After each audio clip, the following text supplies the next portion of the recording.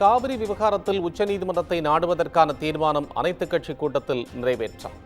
தமிழகத்திற்கு நீரை திறந்துவிடாத கர்நாடக அரசின் செயலை ஏற்றுக்கொள்ள முடியாது என கூட்டத்தில் முதலமைச்சர் மு.க.ஸ்டாலின் பேச்சு.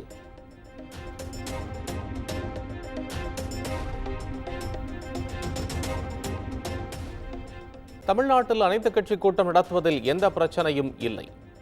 மேகதாது அணை கட்ட ஒத்துழைத்தால் இரு மாநிலங்களும் பயனடையலாம் என கர்நாடக துணை முதலமைச்சர் டி.கே. சிவக்குமார் எக்ஸ் தளத்தில் பதிவு.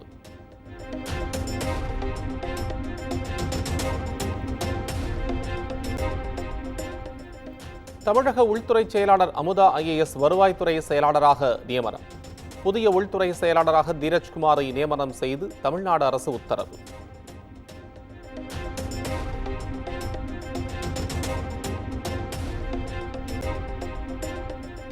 சென்னை மாநகராட்சி ஆணையர் ராதாகிருஷ்ணன் கூட்டுறவு மற்றும் உணவுத்துறை செயலாளராக பணியிட மாற்றம்.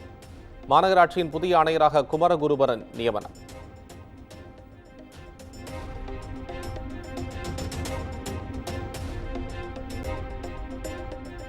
மாநிலம் முழுவதும் 10 மாவட்ட ஆட்சியர்கள் பணியிட மாற்றம் செய்யப்பட்டு தமிழக அரசு உத்தரவு பிறப்பித்தது. கள்ளக்குறிச்சி விவகாரத்தில் காத்திருப்போர் பட்டியலுக்கு மாற்றம் செய்யப்பட்ட ஸ்ரவன்குமார் ஜிதாவத் நகர்ப்புற மேம்பாட்டு வாரிய இணைச் செயலாளராக நியமனம்.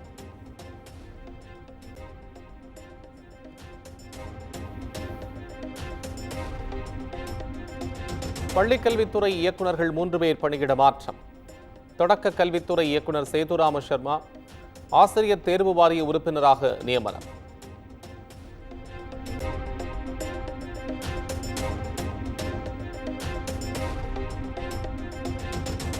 விக்கிரவாண்டி இடைத்தேர்தலில் வெற்றி பெற்ற திமுக வேட்பாளர் அன்னியூர் சிவா சட்டமன்ற உறுப்பினராக பதவியேற்பு. சபாநாயகர் அலுவலகத்தில் முதலமைச்சர் மு.க.ஸ்டாலின் முன்னிலையில் பதவியேற்றுக் கொண்டார்.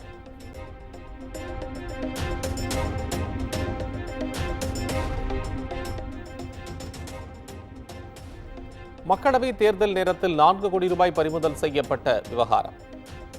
சென்னை எழும்பூர் சிபிசிஐடி அலுவலகத்தில் நயினார் நாகேந்திரன் ஆஜரான நிலையில் தொடரும் விசாரணை.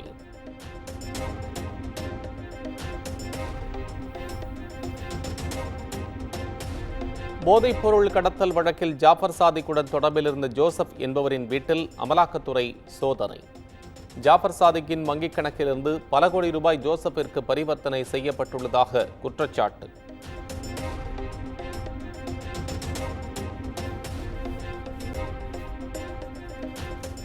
ஜாஃபர் சாதிக்கை 3 நாள் காவலில் எடுத்து விசாரிக்க அமலாக்கத்துறைக்கு சென்னை மாவட்ட முதன்மை அமர்வு நீதிமன்றம் அனுமதி. வரும் 19ஆம் தேதி மீண்டும் ஆஜர்படுத்த நீதிமன்றம் உத்தரவு.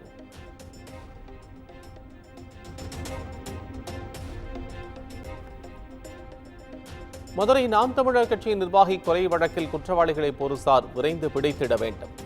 நடவடிக்கை எடுக்கவில்லை என்றால் தமிழ்நாடு முழுவதும் போராட்டம் வெடிக்கும் என கட்சியின் தலைமை ஒருங்கிணைப்பாளர் சீமான் எச்சரிக்கை.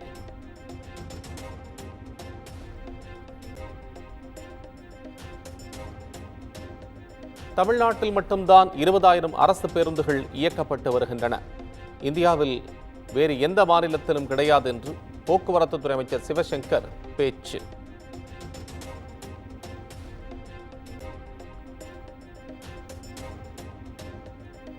தமிழ்நாட்டில் மணல் குவாரி தொடர்பாக தொழிலதிபர்கள் மீது அமலாக்கத்துறை பதிவு செய்துள்ள வழக்கு ரத்து. அமலாக்கத்துறையின் நடவடிக்கை சட்டவிரோதமானது என்றும் சென்னை உயர்நீதிமன்றம் உத்தரவு.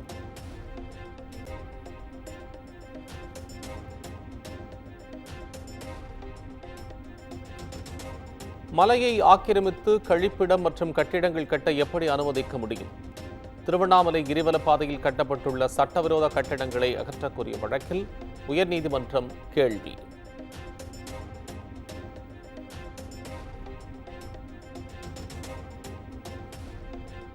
காரைக்குடி மோட்டார் வாகன ஆய்வாளர் அலுவலகத்தில் லஞ்ச ஒழிப்பு போலீசார் சோதனை. ஆய்வாளர் அறையில் இருந்த கணக்கில் வராத 90,000 ரூபாய் பணம் பறிமுதல். தீவிர விசாரணை.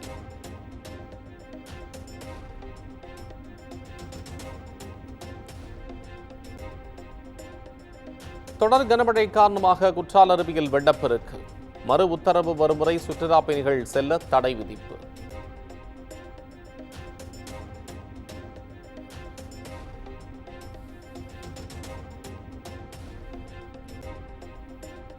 பில்லூர் அணை நிரம்பியதை அடுத்து 14,160 கனஅடி நீர் வெளியேற்றம். பவானி ஆற்றின் கரையோர பகுதி மக்களுக்கு வெள்ள அபாய எச்சரிக்கை.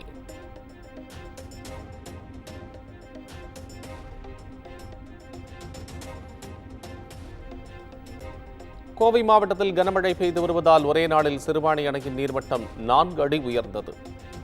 தற்போதைய நீர்மட்டம் 35.35 அடியாக உள்ளதென பொதுப்பணித்துறை தகவல்.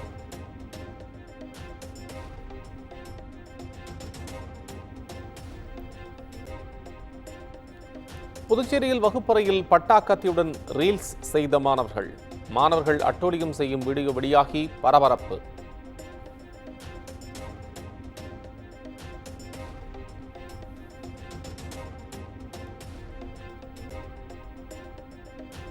கேரள எழுத்தாளர் எம் டி வாசுதேவன் நாயரை கொண்டாடும் வகையில் 8 குறுங்கதைகளுடன் உருவாக்கப்பட்ட மனோரதங்கள் ஆந்தாலஜி.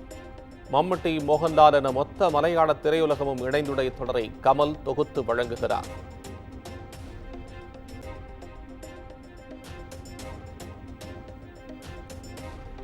உச்சநீதிமன்ற நீதிபதிகளாக ஆர் மகாதேவன், என் கோட்டேஸ்வர சிங் நியமனம்.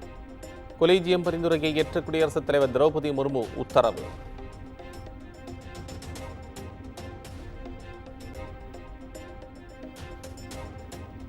சென்னை உயர்நீதிமன்ற பொறுப்பு தலைமை நீதிபதியாக டி கிருஷ்ணகுமார் நியமனம். ஆர் மகாதேவன் உச்சநீதிமன்ற நீதிபதியாக நியமிக்கப்பட்டதை அடுத்து புதிய பொறுப்பு தலைமை நீதிபதி அறிவிப்பு.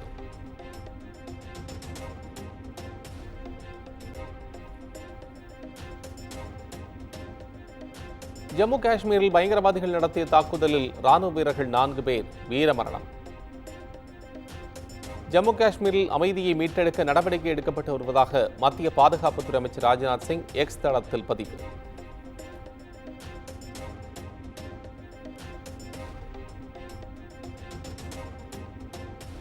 ஜம்மு காஷ்மீர் பயங்கரவாத தாக்குதலில் ராணுவத்தினர் உயிரிழக்கும் சம்பவங்களுக்கு மத்திய அரசே பொறுப்பேற்க வேண்டும்.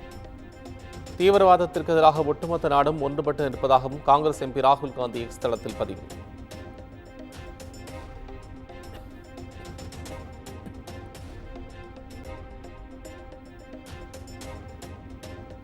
அம்பானி வீட்டு திருமணத்தில் குண்டுவெடிப்பு நடந்தால் உலகின் பாதி தலைகீழாகவே திரும்பிவிடும் என இணையதளத்தில் பதிவு. குஜராத் இளைஞரை கைது செய்த போலீசார், மும்பை குற்றப்பிரிவு போலீசார் நடவடிக்கை.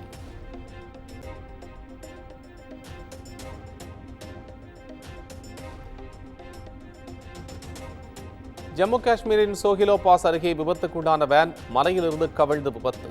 பெங்களூருவைச் சேர்ந்த 3 பேர் பரிதாபமாக உயிரிழப்பு.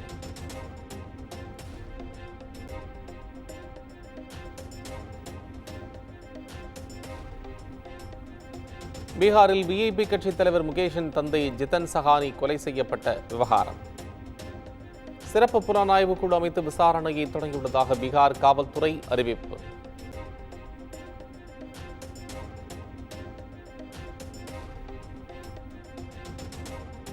மும்பையில் மதுபோதையில் கார் ஓட்டிச் சென்று பைக்கில் மோதி கணவன் கண்முன்னே மனைவியை கொன்ற வழக்கு. ஏக்நாத் சிவசேனா கட்சி நிர்வாகியின் மகன் மிஹிர் ஷாவின் நீதிமன்ற காவலை 14 நாட்கள் நீட்டித்து மும்பை உயர்நீதிமன்றம் உத்தரவு.